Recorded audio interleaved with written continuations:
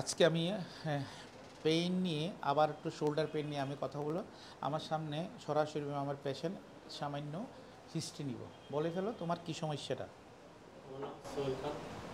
আমি 2022 সালে ফুটবল খেলার সময় রাইট শোল্ডারের পিছনে একটা আঘাত পেয়েছিলাম। এই ইনজুরিটা নিয়ে আসছি স্যারের কাছে। তো মাঝখানে কি ভালো ছিল?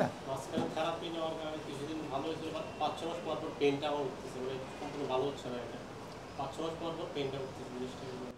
ওকে দর্শক, আমরা শোল্ডারের মধ্যে এই বোনের পাশে কতগুলা লিগামেন্ট, টেন্ডন, ফাসা থাকে। আর আমাদের এই যে এটা বোন, এটা পিছনের গর্তের সাথে লেগে থাকে। এই গর্তের উপরে একটা কভার থাকে, আর হাড্ডিরও কভার থাকে।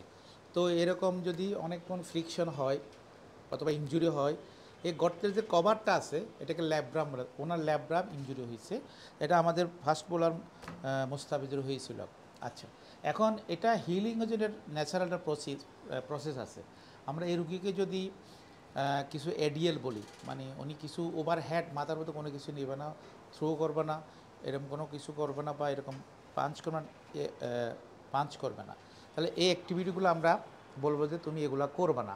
পরে আমরা কিছু শোল্ডার গার্ডেল, এখানে অনেকগুলো মাসেল আছে, এগুলো আমরা কিছু স্ট্রেচিং এক্সারসাইজ দিব। আর যদি ব্যথা হয় আমরা একটু প্যারাসিটামল বা পেইন কিলার মলম দিব, আর মাঝে মধ্যে থেরাপি দিব। আমি অবজারভেশন করব 3 মাস। 3 মাস উপরে যদি ইমপ্রুভ না হয় দেন আমি সেকেন্ড প্রসিডিউর আমরা পিআরপিতে যাব। আজ ওইখানে স্পোর্টসম্যান হলে আমি সরাসরি বললাম যে আপনি রিপেয়ার করেন, আর্থ্রোস্কোপিক রিপেয়ার।